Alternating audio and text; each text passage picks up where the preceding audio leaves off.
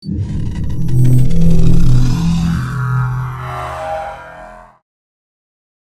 ನ್ಯೂಸ್ಗೆ ಸ್ವಾಗತ. ನಾನು ಪ್ರಿಯಾ. ಈಗ ಹೆಡ್ಲೈನ್ಸ್. ಅವಿಶ್ವಾಸ ನಿರ್ಣಯದಲ್ಲಿ ವಿಶ್ವಾಸ ಉಳಿಸಿಕೊಂಡು ಮತ್ತೆ ಅಧ್ಯಕ್ಷರಾಗಿ ಮುಂದುವರೆದ ಎಂ ಚಂದ್ರೇಗೌಡ. ಜೆಡಿಎಸ್ ಪಕ್ಷಕ್ಕೆ ಮುಖಭಂಗ. ಕಾಂಗ್ರೆಸ್ ಬಿಜೆಪಿ ಅಪವಿತ್ರ ಮೈತ್ರಿಯಿಂದ ನಮಗೆ ಸೋಲಾಗಿದೆ. ಸೂರಜ್ ರೇವಣ್ಣ ಹೇಳಿಕೆ. ಬಿಜೆಪಿ ಆರ್ಎಸ್ಎಸ್ ಗೊಡ್ಡು ಬೆದರಿಕೆಗಳಿಗೆ ನಾವು ಜಗ್ಗೋದಿಲ್ಲ, ಬಗ್ಗೋದಿಲ್ಲ. ನಿಮ್ಮನ್ನ ಸಾರ್ವಜನಿಕವಾಗಿ ಎದುರಿಸೋ ಶಕ್ತಿ ನಮಗಿದೆ. ಕಾರ್ಯಕ್ರಮಕ್ಕೆ ಅಡ್ಡಿಪಡಿಸಿದ ಕಿಡಿಗೇಡಿಗಳಿಗೆ ಧಿಕ್ಕಾರ ಕೂಗಿ ಸವಾಲೆಸೆದ ಸಿಎಂ ಸಿದ್ದರಾಮಯ್ಯ. ಜಿಲ್ಲಾದ್ಯಂತ ಹೆಚ್ಚಿದ ಕಳ್ಳತನ ಪ್ರಕರಣಗಳು. ನಿಲ್ಲಿಸಿದ್ದ ಸ್ಕೂಟಿಯಿಂದ ಹಣ ಕಳವು. 13 ಲಕ್ಷ ಕದ್ದು ಪರಾರಿಯಾದ ಖದೀಮರು. ನಮ್ಮ ಎಲ್ಲ ಜೆಡಿಎಸ್ ಸದಸ್ಯರು ಅವಿಶ್ವಾಸ ನಿರ್ಣಯದ ಪರವಾಗಿದ್ದಾರೆ. ಆದರೆ ಬಿಜೆಪಿ ಕಾಂಗ್ರೆಸ್ ಹೊಂದಾಣಿಕೆ ರಾಜಕೀಯ ಮಾಡಿಕೊಳ್ಳುವ ಮೂಲಕ ಅನಿರೀಕ್ಷಿತ ಬೆಳವಣಿಗೆಗೆ ಕಾರಣರಾಗಿದ್ದಾರೆ ಎಂದು ಎಂಎಲ್ಸಿ ಸೂರಜ್ ರೇವಣ್ಣ ಸ್ಪಷ್ಟಪಡಿಸಿದರು. ಪ್ರವಾಸಿ ಮಂದಿರದಲ್ಲಿ ಸುದ್ದಿಗಾರರೊಂದಿಗೆ ಮಾತನಾಡಿದ ಅವರು, ರಾಜ್ಯ ಮಟ್ಟದಲ್ಲಿ ಬಿಜೆಪಿ ಜೆಡಿಎಸ್ ಮೈತ್ರಿ ಇದ್ರೆ ಜಿಲ್ಲೆಯಲ್ಲಿ ಮಾತ್ರ ಕಾಂಗ್ರೆಸ್ ಬಿಜೆಪಿ ಮೈತ್ರಿ ಮಾಡಿಕೊಂಡಿರುವಂತೆ ವರ್ತಿಸುತ್ತಿರುವುದು ದಿಗ್ಭ್ರಮೆ ಮೂಡಿಸಿದೆ. ಕಳೆದ ಬಾರಿಯ ಸಂಸದರ ಚುನಾವಣೆಯಲ್ಲಿಯೂ ಇದೇ ರೀತಿಯಾಗಿದೆ. 2 ರಾಷ್ಟ್ರೀಯ ಪಕ್ಷಗಳು ಒಂದಾಗಿ ನಡೆದುಕೊಂಡಿರುವುದು ಇದರಿಂದ ಪ್ರತಿ ಸದಸ್ಯರ ಬಣ್ಣ ಬಯಲಾದಂತಾಗಿದೆ ಎಂದು ಹೇಳಿದರು. ನಗರಸಭೆ ಅಧ್ಯಕ್ಷಾವಧಿಯನ್ನ ಜೆಡಿಎಸ್ನ ಎಲ್ಲಾ ಸದಸ್ಯರಿಗೂ ಹಂಚಿಕೆ ಮಾಡುವ ನಿಟ್ಟಿನಲ್ಲಿ ಅವಿಶ್ವಾಸ ನಿರ್ಣಯ ಕೈಗೊಳ್ಳಲಾಗಿತ್ತು. ಇದು ಚಂದ್ರೇಗೌಡರ ವಿರುದ್ಧ ಅಲ್ಲ ಎಂದು ಹೇಳಿದರು. ಚಂದ್ರೇಗೌಡರ ವಿರುದ್ಧ ಅಸಮಾಧಾನವಿಲ್ಲ. ಆದರೆ ಜೆಡಿಎಸ್ನ ಎಲ್ಲ ಸದಸ್ಯರಿಗೂ ಅಧಿಕಾರ ಹಂಚಿಕೆ ಮಾಡುವ ನಿಟ್ಟಿನಲ್ಲಿ ಮುಸ್ಲಿಂ ಹಾಗೂ ಇತರೆ ಸಮುದಾಯಕ್ಕೆ ಅಧ್ಯಕ್ಷ ಸ್ಥಾನ ನೀಡುವ ಸಲುವಾಗಿ ತೀರ್ಮಾನ ಕೈಗೊಳ್ಳಲಾಗಿತ್ತು. ಆದ್ದರಿಂದ ಅವಿಶ್ವಾಸ ನಿರ್ಣಯಕ್ಕೆ ಜೆಡಿಎಸ್ ನಾಯಕರು ತೀರ್ಮಾನಿಸಿದ್ದರು ಎಂದರು.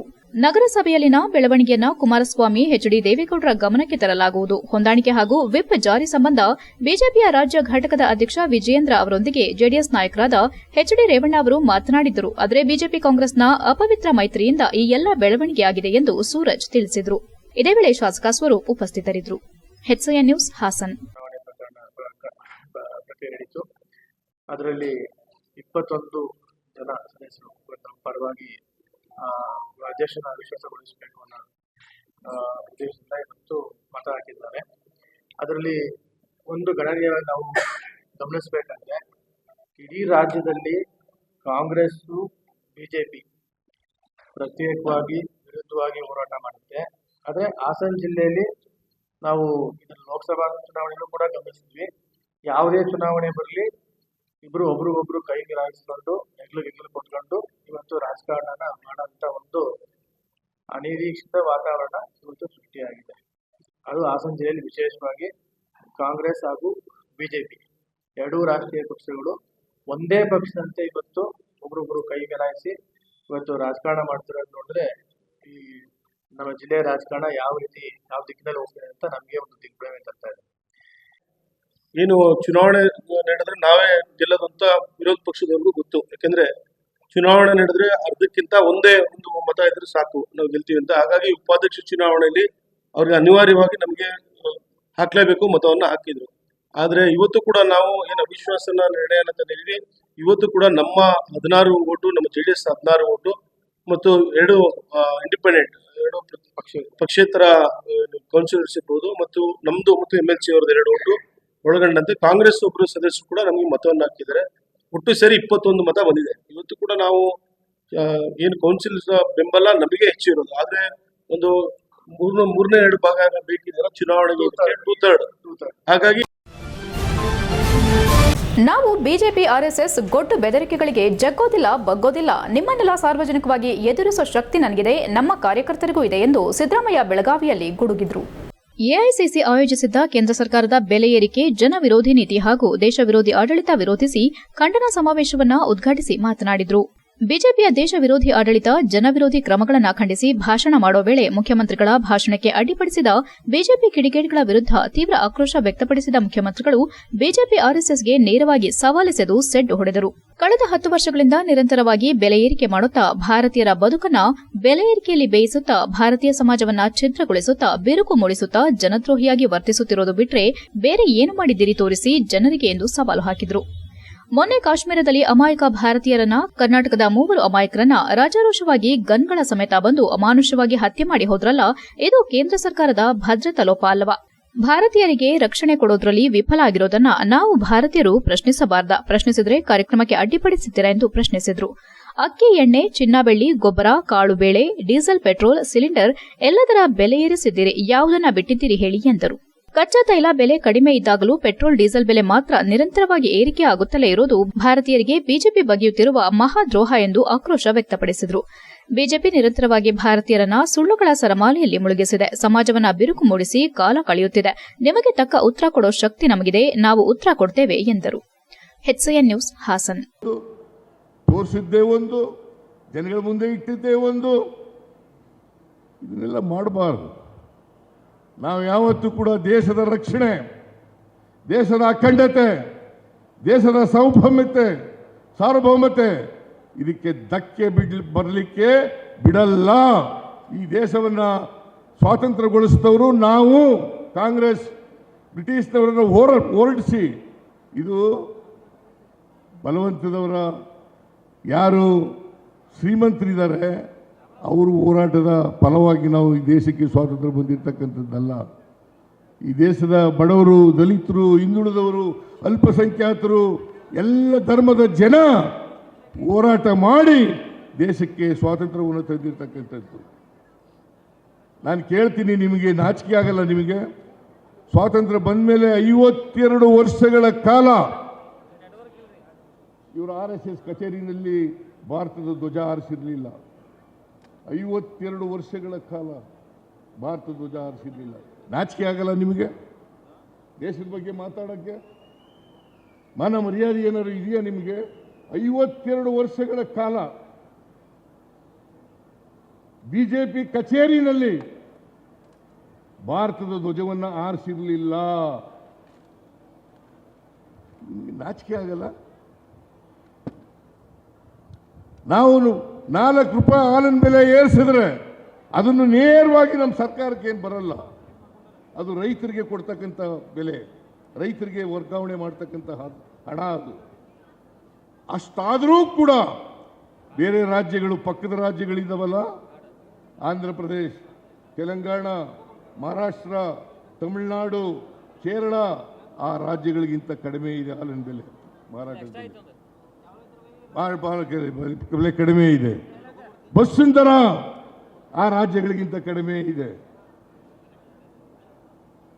ನಾವು ಪೆಟ್ರೋಲ್ ಡೀಸೆಲ್ ಬೆಲೆ, ಪೆಟ್ರೋಲ್ ಬೆಲೆ ಆ ರಾಜ್ಯಗಳಿಗಿಂತ ಕಡಿಮೆ ಇದೆ. ಕರ್ನಾಟಕದಲ್ಲಿ ಇರ್ತಕ್ಕಂಥದ್ದು ಡೀಸೆಲ್ ಬೆಲೆ ಇರ್ಬೋದು, ಪೆಟ್ರೋಲ್ ಬೆಲೆ ಇರ್ಬೋದು. ಇವತ್ತು ಎಷ್ಟಿದೆ ಪೆಟ್ರೋಲ್ ಬೆಲೆ? 91 ರೂಪಾಯಿ. ನಿಲ್ಲಿಸಿದ್ದ ಸ್ಕೂಟಿಯಿಂದ ಹಣ ಕದ್ದು ಕಳ್ಳರು ಪರಾರಿಯಾಗಿರುವ ಘಟನೆ ಸಕಲೇಶಪುರ ನಗರದ BM ರಸ್ತೆಯಲ್ಲಿ ನಡೆದಿದೆ. ಕುಡುಗನಹಳ್ಳಿಯ ಯೋಗೇಶ್ ಹಣ ಕಳೆದುಕೊಂಡ ವ್ಯಕ್ತಿ ತುರ್ತು ಕಾರ್ಯದ ನಿಮಿತ್ತ ಮನೆಯಲ್ಲಿದ್ದ ಚಿನ್ನಾಭರಣವನ್ನ ನಗರದ ಬ್ಯಾಂಕ್ ಆಫ್ ಬರೋಡಾ ಬ್ಯಾಂಕ್ನಲ್ಲಿ ಗಿರವಿ ಇಟ್ಟು 13 ಲಕ್ಷ ಪಡೆದಿದ್ದ ಯೋಗೇಶ್ ಅವರು ಉಳಿದ 2.5 ಲಕ್ಷ ಹಣವನ್ನ ಡ್ರಾ ಮಾಡಲು ಕೆನರಾ ಬ್ಯಾಂಕಿಗೆ ಆಗಮಿಸಿದ್ದಾರೆ. ಈ ನಡುವೆ ಕೆನರಾ ಬ್ಯಾಂಕಿನೊಳಗೆ ಹೋಗುವ ಮುನ್ನ ತಮ್ಮ ಸ್ಕೂಟಿಯಲ್ಲಿ ಸೇಫ್ಟಿ ಬಾಕ್ಸ್ನಲ್ಲಿ ಬ್ಯಾಂಕ್ ಆಫ್ ಬರೋಡಾದಿಂದ ತಂದಿದ್ದ 13 ಲಕ್ಷ ಹಣವನ್ನ ಇಟ್ಟು ಕೆನರಾ ಬ್ಯಾಂಕಿನೊಳಗೆ ಹೋಗಿ ಬರುವಷ್ಟರಲ್ಲಿ ಕಳ್ಳರು ಬೈಕಿನ ಬಾಕ್ಸ್ ಮುರಿದು ಹಣ ಕದ್ದು ಎಸ್ಕೇಪ್ ಆಗಿದ್ದಾರೆ. ಕೂಡಲೇ ಪೊಲೀಸರಿಗೆ ವಿಷಯ ತಿಳಿದು ಸ್ಥಳಕ್ಕಾಗಮಿಸಿ ಪರಿಶೀಲನೆ ನಡೆಸಿ ಖಾದಿಮರ ಬಂಧನಕ್ಕೆ ಬಲೆ ಬೀಸಿದ್ದಾರೆ. ಹಣ ಕಳೆದುಕೊಂಡ ಯೋಗೇಶ್ ಪರಿತಪಿಸುತ್ತಿದ್ದಾರೆ. HCN news Sakleshpur. HCN ನ್ಯೂಸ್ನಲ್ಲಿ ಈಗ ಒಂದು ಪುಟ್ಟ break. Welcome to Jaya International Public School, located in a peaceful, pollution-free area near RTO B. Kartehalli, Hassan. Our experienced teachers use innovative methods to make learning engaging, providing personalized attention to each student. Each day begins with meditation and yoga for physical and mental well-being. Our assemblies combined learning and fun through inspiration, presentation. We offer specialized classes in abacus, Vedic math and presentation for NEET and JEE. The robotic labs encourages innovative, while our modern labs and well-stocked library provide the best learning tools. Beyond academics, we offer hobby classes in dance, music, karate, art and drawing. Safety is ensured with CCTV cameras and GPS equipped transportation. Our routine includes sports to promote fitness and teamwork. Jaya International Public School fosters excellence and joy in learning. We also excited to announce opening of Unit 2 Jaya Techno School in the 2025-26 academic year at KSRTC Layout, Arsikere Road, Hassan. with digital classroom, high-tech lab, and innovative learning method. Visit us today and enroll now.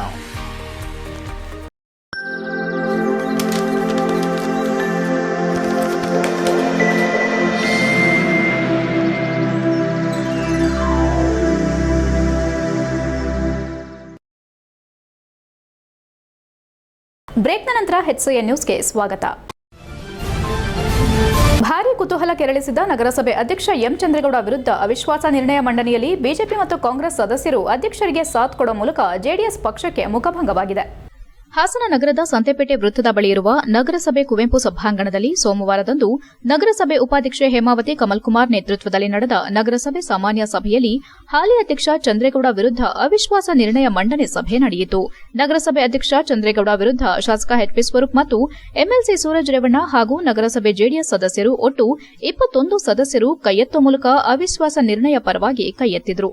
ಇನ್ನು ಅವಿಶ್ವಾಸ ನಿರ್ಣಯದ ವಿರುದ್ಧ 13 ಸದಸ್ಯರ ಬೆಂಬಲ ಬೇಕಾಗಿದ್ದು, ಅವಿಶ್ವಾಸ ನಿರ್ಣಯದ ವಿರುದ್ಧ ಕಾಂಗ್ರೆಸ್ ಮತ್ತು ಬಿಜೆಪಿ ಒಟ್ಟಾಗಿ 16 ಸದಸ್ಯರು ಬೆಂಬಲ ಸೂಚಿಸಿದ ಕಾರಣ ಅವಿಶ್ವಾಸ ನಿರ್ಣಯ ಅಸಿಂಧುವಾಗಿದೆ ಎಂದು ಆಯುಕ್ತ ರಮೇಶ್ ಪ್ರಕಟಣೆಯಲ್ಲಿ ಘೋಷಣೆ ಮಾಡಿದರು.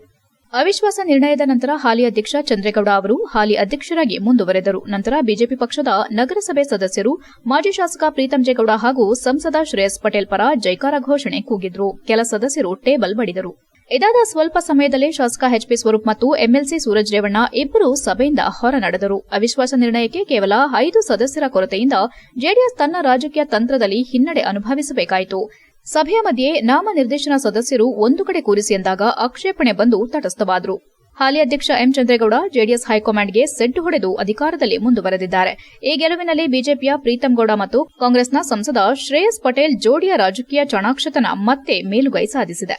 ಜೆಡಿಎಸ್ನ ಯೋಜನೆಯನ್ನ ವಿಫಲಗೊಳಿಸಿ ಚಂದ್ರೇಗೌಡರನ್ನ ಅಧಿಕಾರದಲ್ಲಿ ಉಳಿಸಿಕೊಂಡಿರುವ ಈ ಜೋಡಿ ಹಾಸನದ ರಾಜಕೀಯ ವಲಯದಲ್ಲಿ ತಮ್ಮ ಪ್ರಭಾವವನ್ನು ಮತ್ತೊಮ್ಮೆ ಸಾಬೀತುಪಡಿಸಿದೆ.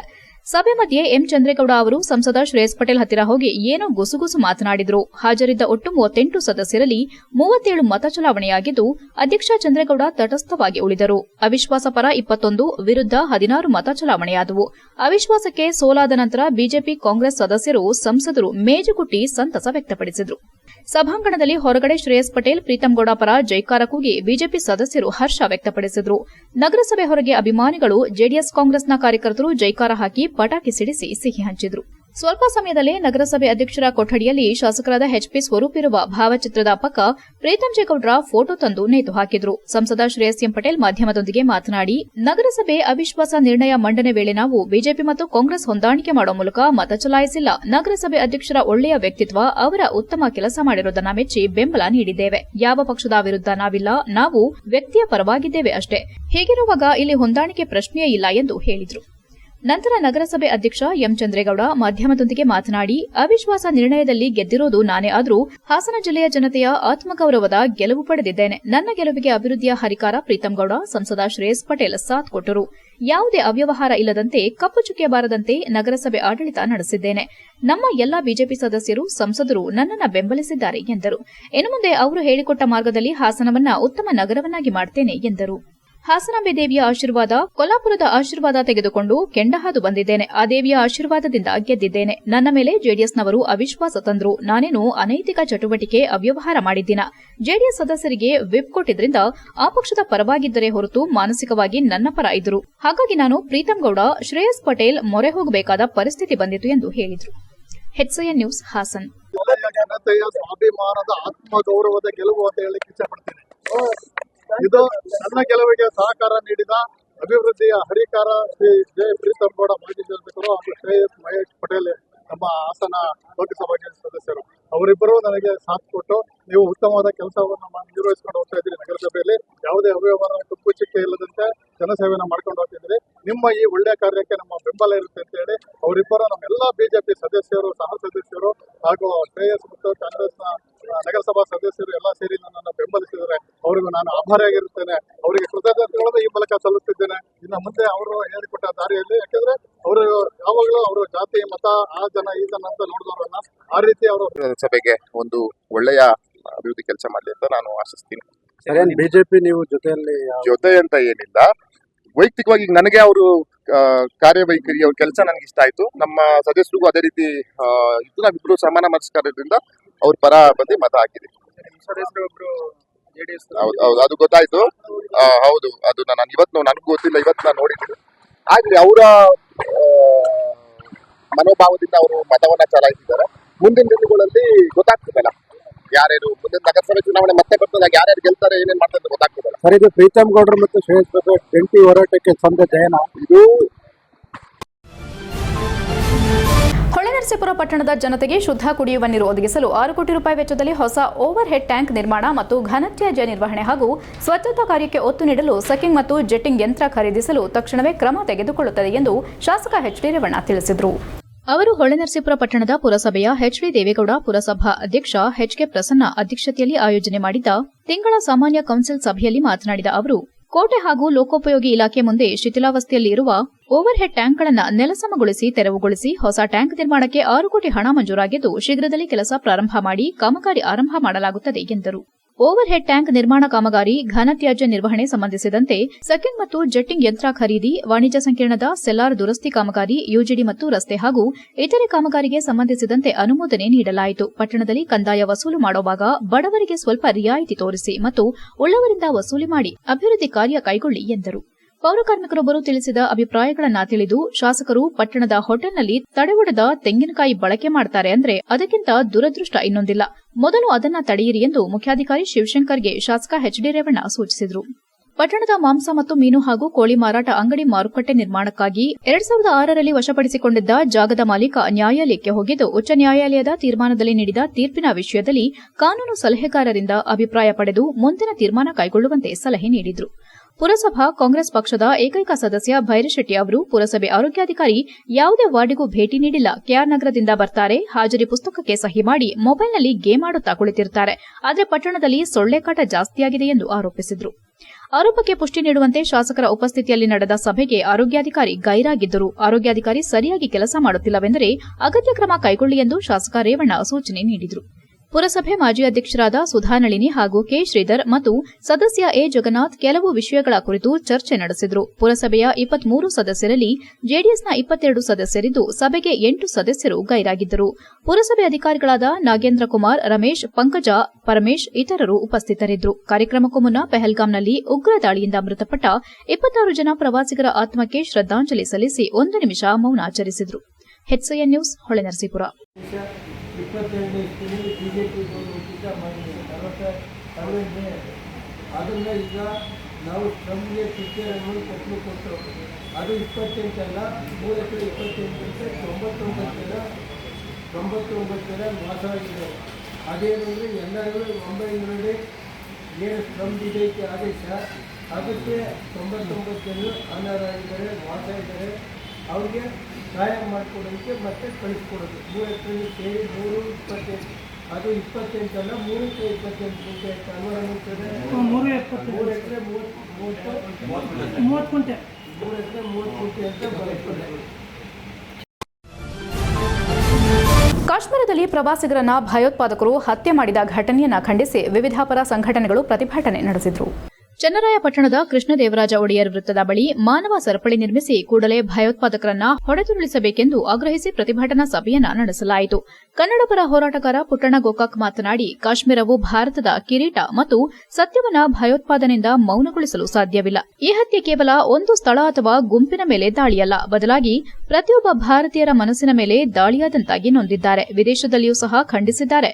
ರಾಷ್ಟ್ರ ರಕ್ಷಣೆ ಭಾರತೀಯರೆಲ್ಲರ ಕರ್ತವ್ಯ, ಸೈನಿಕರ ಆಡಳಿತದವರ ಜವಾಬ್ದಾರಿ ಎಂಬ ಆಪಾದನೆ ಜಾತಿ ರಾಜಕೀಯಗಳಂತಹ ಇತ್ಯಾದಿಗಳನ್ನ ಬಿಟ್ಟು ರಾಷ್ಟ್ರಕ್ಕೆ ಧಕ್ಕೆ, ನಮ್ಮ ದೇಶದ ಬಗ್ಗೆ, ಹೊರ ರಾಷ್ಟ್ರಗಳು ನಮ್ಮ ದೇಶದ ಬಗ್ಗೆ ಹಗುರ ವರ್ತನೆ, ತಾತ್ಸಾರ ಅನಿಸಿಕೆ ಆಗದಂತೆ ಅವಕಾಶ ಕೊಡದೆ ದೇಶ ರಕ್ಷಣೆಯ ಸೇನಾನಿಯಂತೆ 140 ಕೋಟಿ ಜನರು ವರ್ತಿಸಬೇಕು.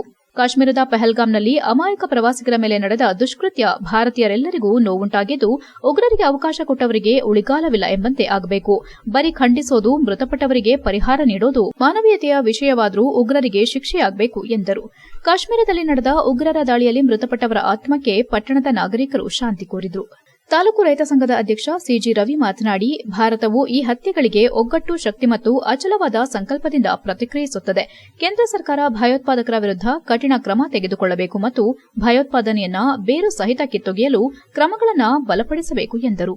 ಸಿಐಟಿಯು ಮುಖಂಡ ಮಂಜುನಾಥ್, ನಗರ ಯೋಜನಾ ಪ್ರಾಧಿಕಾರದ ಮಾಜಿ ಅಧ್ಯಕ್ಷ ಅಣತಿ ಆನಂದ್ ಮಾತನಾಡಿದರು. ಈ ಸಂದರ್ಭದಲ್ಲಿ ಮುಸ್ಲಿಂ ಮುಖಂಡ ಜಬೀವುಲ್ಲಾ ಬೇಗ್, ಜಾವಿದ್, ಪುರುಷೋತ್ತಮ್, ಮಹೇಶ್, ತೇಜಸ್ ಗೌಡ, ಮಂಜೇಗೌಡ, ರೈತ ಮುಖಂಡ ಶಂಕರ್ ಬರಗೂರು, ವಕೀಲರಾದ ಮಧುಸೂದನ್, ಕೆಂಪೇಗೌಡ ವೇದಿಕೆ ಅಧ್ಯಕ್ಷ ಮಹೇಶ್, ಉಳ್ಳಾವಳ್ಳಿ ರಮೇಶ್, ರಘು, ಎಚ್ಸಿ ಶಂಕರ್ ಲಿಂಗೇಗೌಡ, ಚಂದ್ರಹಾಸ್, ಗುಲಸಿಂದ ಮಹೇಶ್ ಮತ್ತಿತರರು ಹಾಜರಿದ್ದರು. HCN news, Channarayapatna. ಯಾರಿಗೆ ಆಗಿದೆ ಭಾರತೀಯರು ಭಾರತೀಯರೇ, ಅದನ್ನ ಜಾತಿ ಮತ ಪಂಗಡ ರಾಜಕೀಯ ಅದು ಇದು ಯಾವುದನ್ನೇ ಹಣೆಪಟ್ಟೆ ಕಟ್ತಾನೆ ದೇಶ ಉಳಿಬೇಕು. ದೇಶ ಉಳಿದ್ರೆ ನಾವು ಇಲ್ಲಿರ್ತೀವಿ. ದೇಶ ಇಲ್ಲದೆ ನಿನ್ನ ಕಿತ್ತಾಟದ ಒಂದು ಪ್ರಶ್ನೆ ಬಂದರೆ, ಇಲ್ಲ ಗುಂಪುಗಾರಿಕೆ ಪ್ರಶ್ನೆ ಬಂದರೆ ನಾವೆಲ್ಲಿ ಉಳಿತೀವಿ?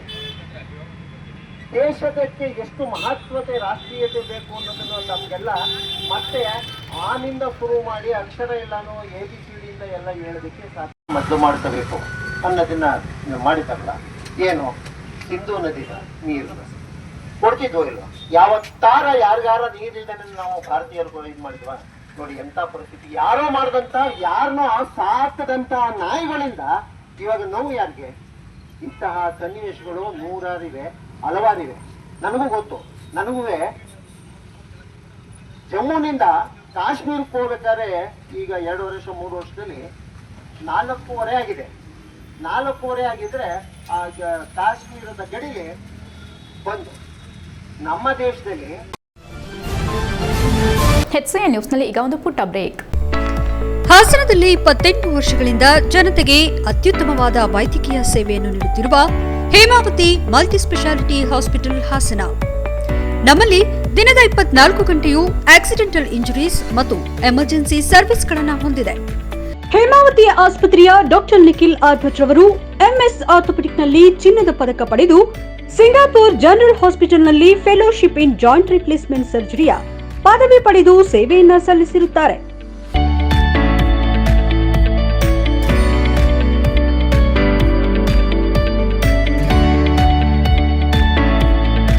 ನಮ್ಮಲ್ಲಿ ಆಂಬ್ಯುಲೆನ್ಸ್ ಸೇವೆಯೂ ಲಭ್ಯ. ಇನ್ನೇಕೆ ತಡ? ನೀವು ಯಾವುದೇ ಮೂಳೆ ಸಮಸ್ಯೆ ಹೊಂದಿದ್ದರೆ ಹಿಂದೆ ಭೇಟಿ ನೀಡಿ. ಹೇಮಾವತಿ ಮಲ್ಟಿಸ್ಪೆಷಾಲಿಟಿ ಹಾಸ್ಪಿಟಲ್, ಉತ್ತರ ಬಡಾವಣೆ, ಹಾಸನ. ಬ್ರೇಕ್ನ ನಂತರ ಎಚ್ಸಿಎನ್ ನ್ಯೂಸ್ಗೆ ಸ್ವಾಗತ. 2024-25ನೇ ಸಾಲಿನ ದ್ವಿತೀಯ PUC ಫಲಿತಾಂಶದಲ್ಲಿ ಸತತ 8ನೇ ವರ್ಷ 100% ಫಲಿತಾಂಶ ಮತ್ತು ಜಿಲ್ಲೆಗೆ ಪ್ರಥಮ ಸ್ಥಾನ ಪಡೆದಿದ್ದ ಸೆಂಟ್ರಲ್ ಕಾಮರ್ಸ್ ಕಾಲೇಜು ಮರು ಮೌಲ್ಯಮಾಪನದ ನಂತರ ಫಲಿತಾಂಶ ಉತ್ತಮಪಡಿಸಿಕೊಂಡಿದೆ.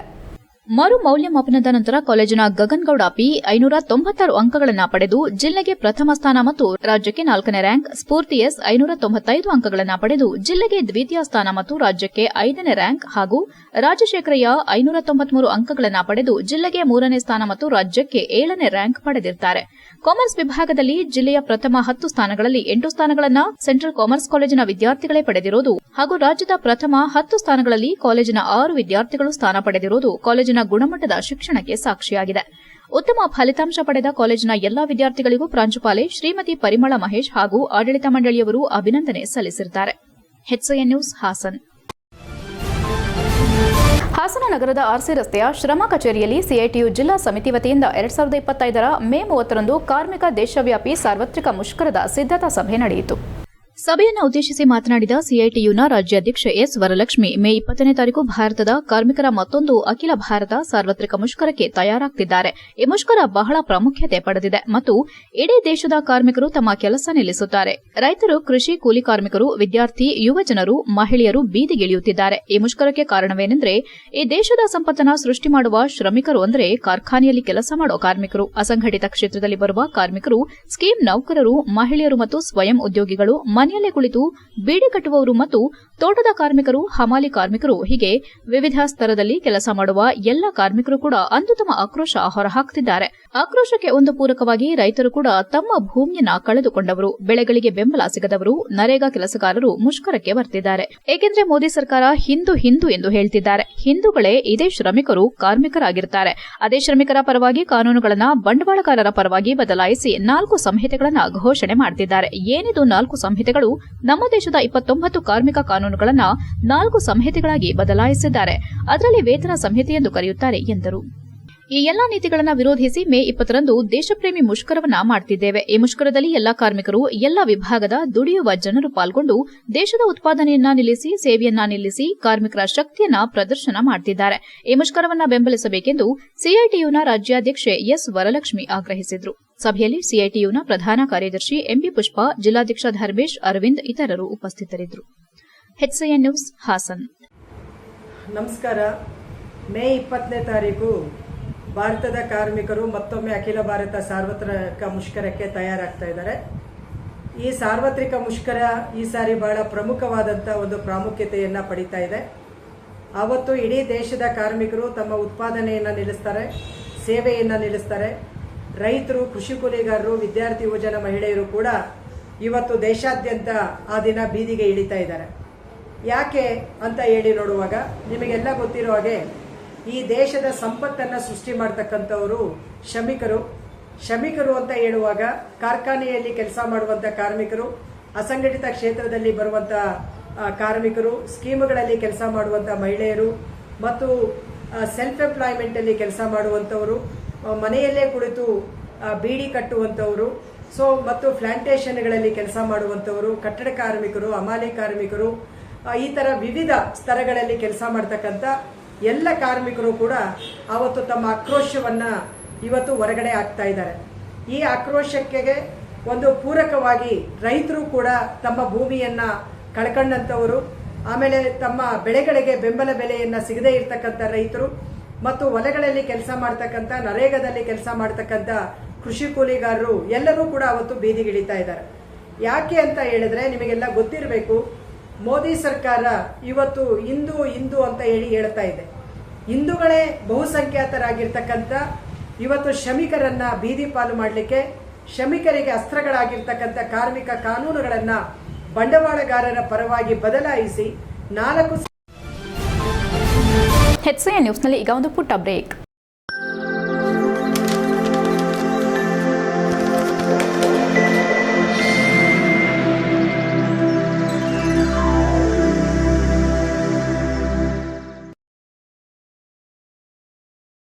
ಬ್ರೇಕ್ನ ನಂತರ HCN ನ್ಯೂಸ್ಗೆ ಸ್ವಾಗತ.